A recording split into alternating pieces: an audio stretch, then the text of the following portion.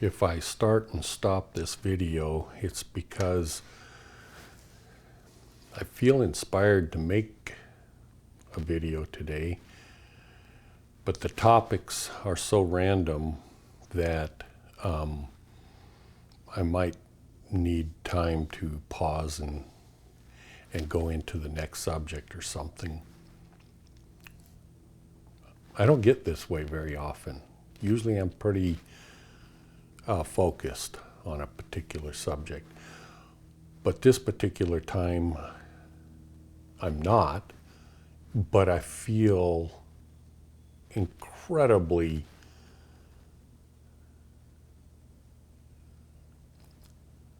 spiritual. Well, I don't know what other word to put to it. So maybe there's something that, excuse me, that can be used and be valuable to someone. For starters, the thing I wanted to talk about is missing the point, missing it's like people can, when I say people, spiritual teachers, gurus, whatever, they can teach you something, but you never get it. My last video was talking about rainbows, how everybody's view is different than everybody else's. So let me explain a quick analogy or a little story. And this is a real story. This happened to me 15, 16, probably 16 years ago. So I was building a 14-unit condominium project. I was hired as the superintendent. So I wasn't actually the builder on this particular job. So they hired me after the foundation and most of the framing was done, and they were having real problems with the existing superintendent, and they were too busy to manage it. So they hired me, and so the roof was already on. And so by that time they hired me and I came on, and it was an incredibly difficult job because it was so screwed up. It was unbelievable. So it took me probably 5 or 6 months as the superintendent to get the job done. But during the process, it had started raining towards the end, and there was rain damage, and it was causing problems here and there.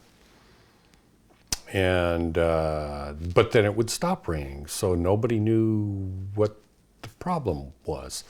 But it would leak in between the unit walls, like they'd build a set of walls, and then there'd be a air gap, and then another wall because of another unit. And it would leak between the walls and come down and then infiltrate the floor, and their hardwood floors, and damage the flooring. And of course, they had no idea where the water was coming from, but it was causing a lot of problems. So the builder replaced them and did all the fixes and felt like they fixed the problem. And at the very end, they got what they call a man lift, and these units were 3 stories tall on the Columbia River, and in Oregon. And so I was lifted up on this man lift to the very top of the roof. I had another guy operating the machinery. So it's way up there, and I'm not afraid because I'm a retired firefighter at the time. And I inspected every inch of the roof. Found a few problems here and there, but one major problem was causing the rain leakage. And it was a major problem. And it was where all the water would gather in a valley. And right before it exited into rain gutters, somebody had ripped the rubber type membrane that the roof was made out of. And gravity would cause the water to run back in between these two walls and cause a problem. And of course it could leak down inside the siding and everything else because it wasn't sealed properly.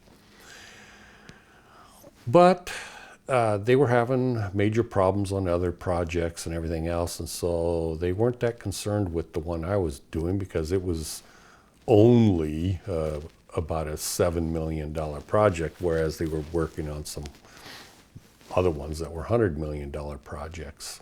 And I used a black caulking, like a case of it, to repair like 5 or 6 different locations.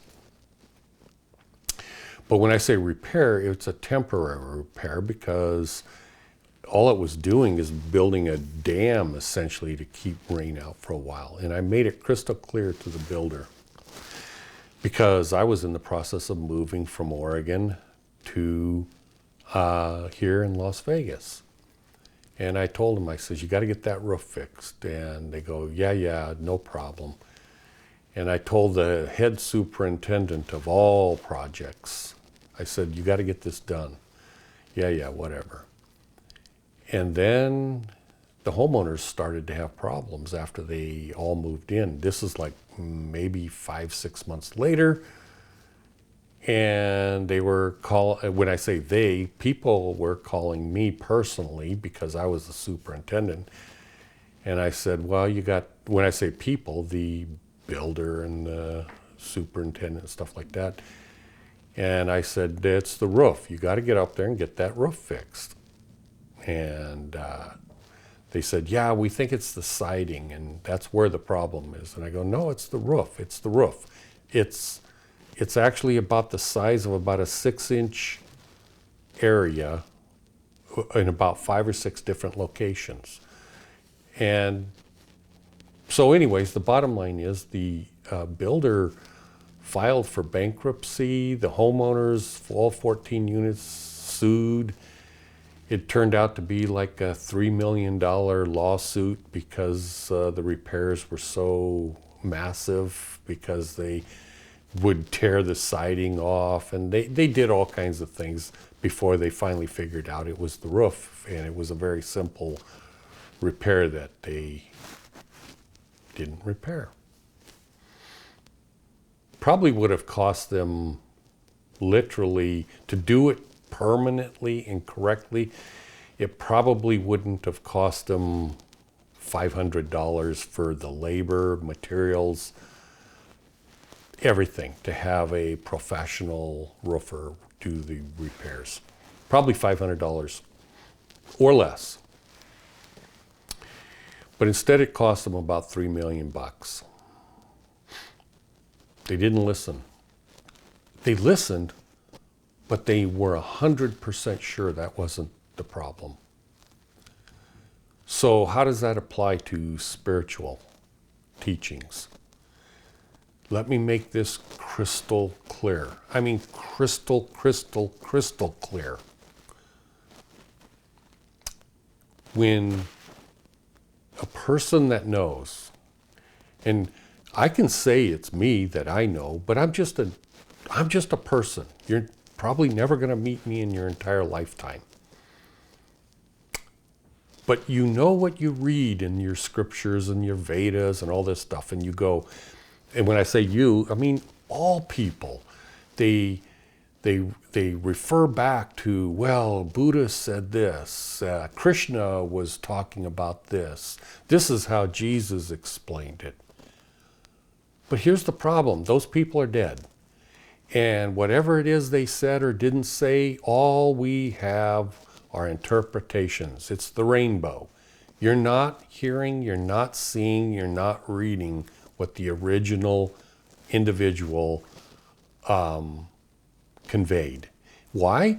Because we live in a world owned and operated by evil individuals controlled by a deity that is a devil, and their objective is to pervert and change the way it is to their own interpretation for control and power and such. So you're not going to get the actual message that was intended by the original authors. So what happens is somebody like me comes along and I try to explain things, or I answer questions or whatever. But you're like the guys on the construction project going, well, it must be the siding. Well, maybe it's the flooring. Well, maybe we got to tear the windows out and replace the windows. And you're 100% sure because you're reading the Vedas. You're 100% sure because you have a Bible and this is what Jesus said, or this or that, or whatever it may be. But it's wrong. It may be true in many senses, but you're not getting the true picture of what is reality, or what, well, I hesitate to say the truth, but what the message is. And so you struggle. And you keep making mistakes. You'll never, ever find the truth on your own without inquiring of God, the Creator, Brahma. I don't know, maybe you can get answers if you pray to Buddha or Jesus. I don't think so, but maybe you could. But you're certainly not going to get them on your own. All you're going to get on your own is a perversion of reality, which is why non-duality and other perverted teachings have come about and are prevalent.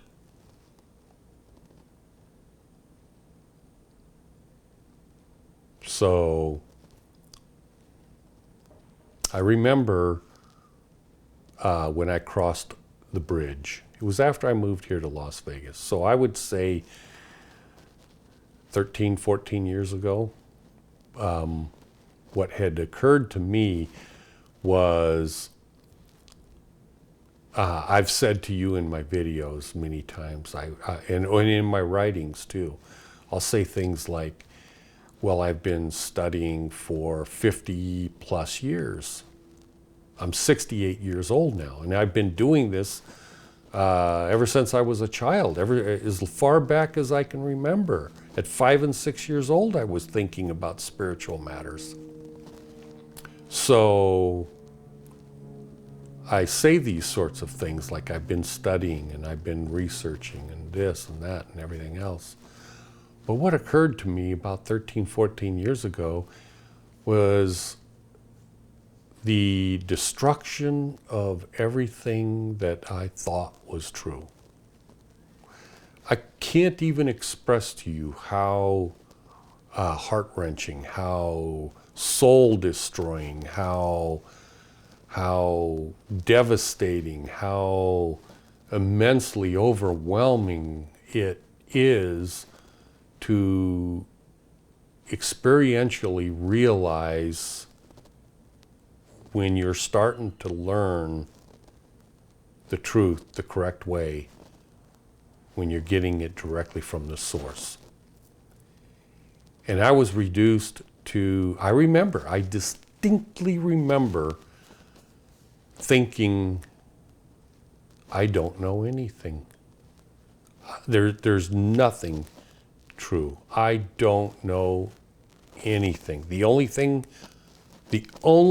that stuck with me and I couldn't erase or wouldn't get erased is the fact that I knew beyond shadow of a doubt the innateness of what was in me, the Gnostic knowing, it cannot be escaped because I've experienced it on a different plane of existence that is more real than this reality. And that is, the love of God is real. There was nothing else. And Consequently, like Descartes was teaching, if the love of God is real and I'm feeling it and I'm not it, therefore non-duality is not true. That was the next step that I came to. And then when you start building back, when I say you start building back, you're building it back because it's like all the information is there. It would be the equivalent, when I say all the information is there, everything I had learned for 50 years wasn't thrown away, but it's like it had to be all broken up like a jigsaw puzzle and put back together properly. Very few things were actually discarded, never to be used again because it's evil or it's wrong or whatever. Very few things were tossed out. They were just in the improper sequence, in the improper order, and not revealing the true picture of what reality truly is. So yeah, it all came back together eventually. But not by my doing, other than through the love of God, you inquire of God, and little by little, line by line, this, that, eventually things start coming together again, and the picture becomes clearer and clearer and clearer as to what reality is. And it isn't anything the way I thought it was. And yet, all the information is still being utilized. It's still real. It's still of value, but in a different sequence of events. And so when I'm trying to teach things or express things as I know them to be true, I have people, and they're not being, I don't think for the most part they're being antagonistic or hateful. A lot of people are trying to be seemingly helpful, or at least maybe a little antagonistic, but they're using their scriptures and they're going, you don't know what you're talking about, because in the Hindu theology, according to the Vedas, this was 5,000 years ago, and you don't understand the nature of Shiva, because Shiva is love and there has to be a destruction of everything. Therefore, if you understood the true nature of Shiva, then you wouldn't be saying you don't like Shiva, blah, blah, blah, blah, blah, blah, blah, blah, blah. But these people are using scriptures and Vedas, and this isn't experiential to themselves. They're nothing more than, I mean, when I say this is a derogatory way of pigeonholing these people. And everybody falls into this category essentially that rests upon those scriptures and everything. You are nothing more than an inanimate computer. All this information has been downloaded into the computer, and then you're just spitting out the information like a parrot. And you think you know what you're talking about because you understand the scriptures. And maybe even you have PhDs hanging on the wall because you've memorized the crap so well that people say, well, I'm going to test you on all the information that's in this book. Okay, can you quote this? Yeah. Okay, well, you get a PhD because you've been doing this for 6 years and you're very good at it, and because you paid us a lot of money to go to school, we'll certify that you are at the top, the creme de la creme. So everybody will listen to you because you've memorized the material very well. You can't create anything because you're not a creator. An artist, for instance, there's plenty of so-called art out there, but how much is original art? The original art, those people, they don't need PhDs. It was in them from the beginning, and they know how to express something that's in them. They need to train their hands, their eye-hand coordination, and they need to learn where to buy the paints and all this kind of stuff, and they have to learn about different brushes, or the list goes on and on and on. But the actual item that's being created, very few artists are original. So in spirituality, that's what I'm talking about.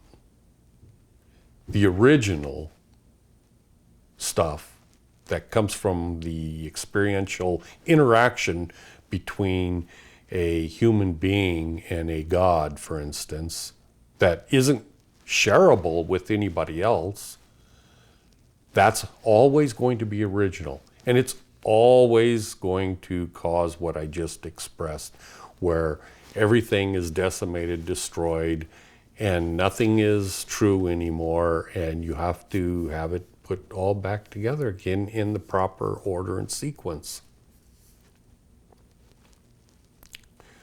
It's a very devastating thing if you don't have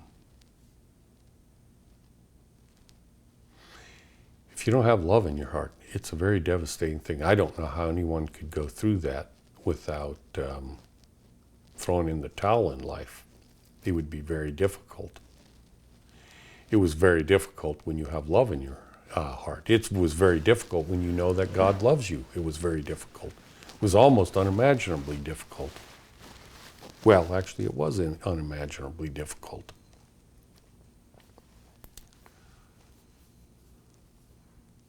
Totally random. Next subject. I don't know if I'm going to get this message across, but here's a concept. Totally random, really not even spiritual, I don't think, but maybe it'll apply to somebody. So we have these quantum physicists and astrophysicists and all these so-called super intelligent individuals. And they're talking about the James Webb telescope, how they're seeing back in time. They're within 600 million years of the Big Bang or whatever. So here's the thing. From a spiritual standpoint, I know that reality was created into existence by Brahma. And it's all illusory because physical matter can't be created. It's not possible to create something from nothing. Therefore, nothing exists. Although we think it exists because we are caught up in the imaginary realm or reality that God created. Because, well, I'm not going to go there because I've been there before. But looking back in time, they say, because they can see at the speed of light, light's coming towards the telescope, and they can see way back when. And they think they can. But at first, maybe a year or so ago, I thought, the first time I heard that from these scientists, I thought they were joking. I mean, how could somebody be so stupid? How is it possible that an educated, intelligent person can be so ignoramus as to think they're seeing back to the beginning of the Big Bang? I mean, that is like, I thought they were joking, but they're not joking. But this is similar to the roof leaking on the roof that I was telling you about. They've got this focus on something that somebody said was real, and they keep going with it, but it isn't real. So let's say there is the way God created reality. Let's say there's a couple ways God created reality. So there's the Big Bang scenario where it came from nothingness essentially and expanded at whatever rate. Certainly not the speed of light, because matter cannot go the speed of light, according to Einstein anyways. So it's going sub-light speed. And as it's going from a center, just like an explosion or something, it goes out like this in three-dimensional. And so we're out here, and we're looking back this direction, but we're going too. there's zero possibility you can see anything that is older than what we are. So if we are, say, we're existing on planet Earth in our solar system, and we can say that we are existing in a period that's 13 billion years from the beginning, and who the hell knows that, but you can speculate and say it's been 13 billion years, you're not going to see anything in existence that's younger than 13 billion years, because as it expands and it goes out, the speed of light is coming at the same speed in all directions, and it has to come to where we're at. And so something that was created 600 million years after the creation of reality would have had to have gone past us. So that means we would have had to exist well before the Big Bang. I know this is probably going above, and it's very difficult for people to comprehend. Here's another way to look at it. Let's say God, Brahma, created reality. Instead of from a single point of existence and out like that, rather, let's say the universe is, well, infinite. And creation came into creation at the exact same time in all areas of the universe, like that. Now, if that were true, then yeah, you could see the beginning of creation from some source somewhere. And because if the creation was 13 billion years ago or 15 billion years ago, all you have to do is be able to see things that are so small that, and that happen to be at a distance from us, 15 billion light years away from us currently. Then yeah, you could see the beginning of creation. But that's not the way anyone defines it. Everyone in science defines it from a single point and out, which means there's no way to see things that are younger than what we currently are. That's like the creation of money. I've talked to you about that before. The whole planet Earth is under the spell of how money is created, and everyone, literally everyone, other than seriously a handful of human beings on this planet, like certainly less than 1,000 human beings on this entire planet, understand how money is created. All the rest of them believe what they're told. And most people don't even think about it. And so the entire planet, Earth, is enslaved by a handful of people that are satanic. Anyways, I think I'm going to shut down this video because my granddaughter came over. I hear her downstairs. So anyways, I appreciate you watching this. And I know it's totally random and bizarre. And if it can help someone, wonderful. But I don't know. I don't know. Sometimes you feel the spirit. And I know some of those, you guys out there that watch, you guys are in the same boat. When I say you guys, gals, who, whatever, you're in the same boat. You feel spiritual sometimes. Anyways, I will talk to you later. Bye.